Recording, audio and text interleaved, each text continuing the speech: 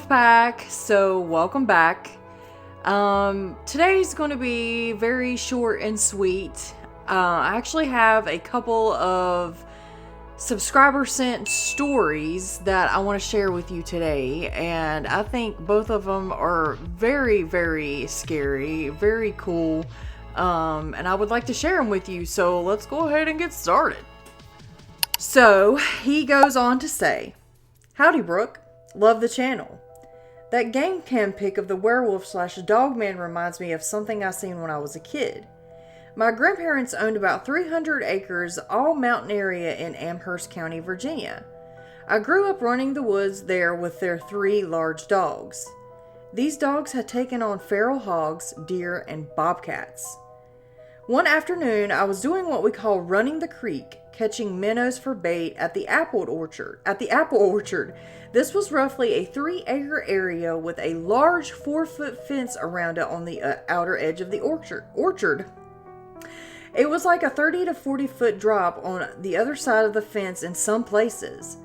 The creek ran through the orchard. One August day, I was there with the dogs, and suddenly the dogs froze in spot. I never seen this. Their tails went down and their hair on their necks stood up when they were growling. I looked around but did not see anything. I figured it was another feral hog, but a sudden snap of the tree limb somewhere made the dogs jump and run back towards the house, about 1 mile away. They left me. I was frozen to the spot and held up the buck knife I had like it was my lifeline. Then I saw this huge brown and black back of something. I thought it might be a bear, but the dogs would not run like they did from a bear. I stood there and this thing stood up. It was at least 10 feet tall. Oh, hell no to that. When it moved like it was gliding. It made no sound. It turned its head to look in my direction, but an apple tree blocked its face. I did catch the tall, dog-like ears. It made a low, rumbling growl kind of noise, and it stepped over the 4-foot fence and was gone. I stood there and I was unable to move for like 5 minutes. There was no sound of something running or walking. I went to where it had been, and there was a strong urine odor, almost something like it had sprayed its territory. Ugh. Where the thing had gone over the fence was a straight drop about 30 feet down. There was some marks on the ground where something heavy hit, but no tracks. I was like 10 years old when this happened. I'm in my late 50s now. No one believed me, but my grandfather told me never to go there again. And I didn't.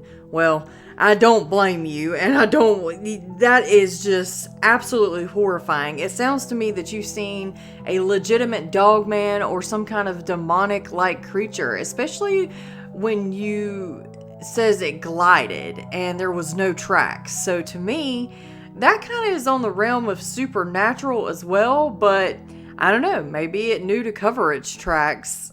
I just know that was damn near scary, damn well scary, and it gets a big old oh hell no from me.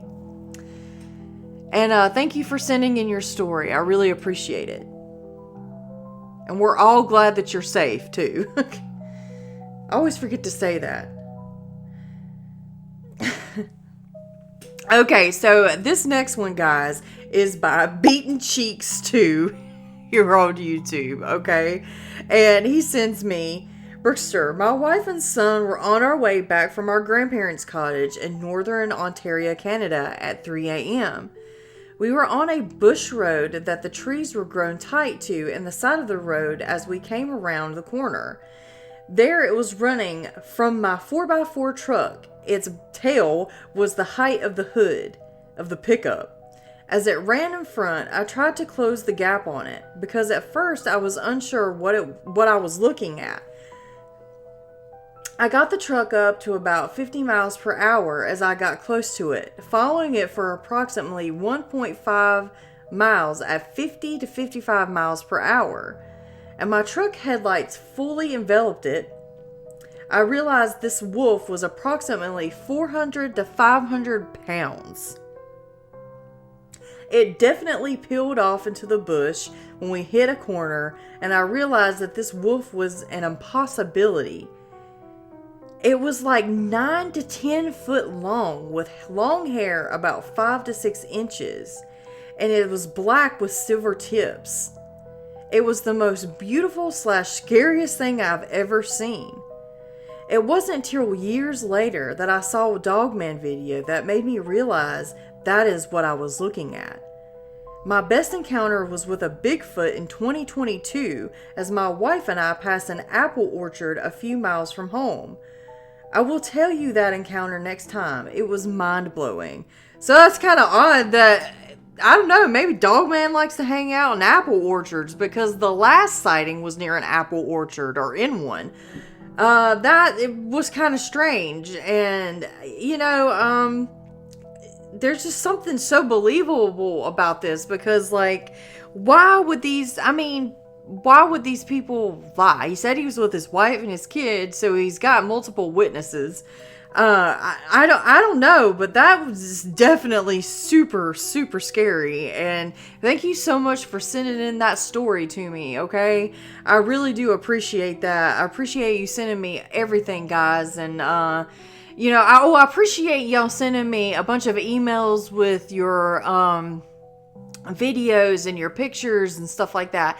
I will take a minute to say, make sure when you're sending emails that you circle what you're talking about, okay? Because I'll just say, for instance, if you're taking a picture off a trail cam and it's like one frame of something I really can't like distinguish because I don't know what your backyard looks like, I don't know what's supposed to be there, especially if it's a little bit blurry, make sure to send multiple frames and circle what you're describing, okay? I'm saying this, I'm not trying to be mean or out of context or anything like that, but it just helps when we know, like, okay, this is what they're talking about, because this isn't here in this frame, and it's here in this frame, and it's not here in this frame. So that's just what I'm saying. In context, it's better when you circle it, and like I know some things you don't have to circle. They're just absolutely blatant. But when they're a little bit blurry, because, hey, let's face it, we know camera, cell phone stuff, when you zoom in all the way, and,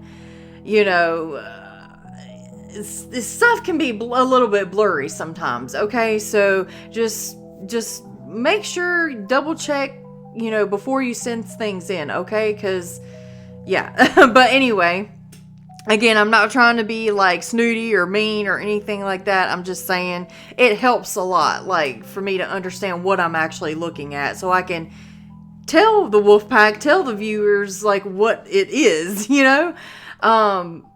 And then on another note, I want to tell you that me personally, and nothing to do with my channel, I will never reach out to anyone. Okay, so I think that there's been a couple of people that said that I've reached out to them or something of that nature. Just know that I don't do that.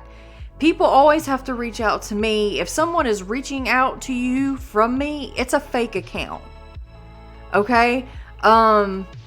So if I'm not, my emails, I always put my emails up there. If I do not send you anything from my email, really, I don't send anything.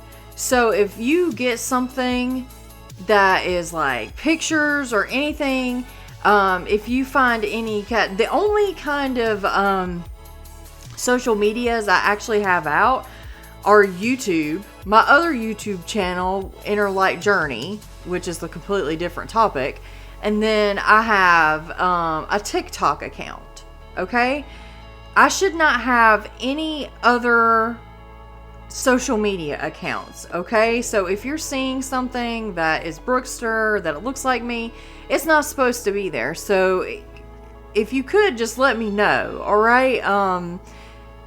Because I have actually had a couple people saying, like, acting like I've reached out to them and stuff, and that's not going to happen. I'm not going to do that. Okay. So everyone has to reach out to me mainly to send me stories and evidence and stuff like that, like of DOGMAN and Cryptids and stuff. It's not for anything else. Like, I don't have an OnlyFans.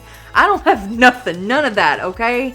A couple people have actually asked me if I did, and no, I don't have any of that. Okay. So the only thing I have is YouTube and TikTok. Okay. And those are my only official channels. So if anything other, it's not me. It's not me, guys. So just keep that in mind, okay?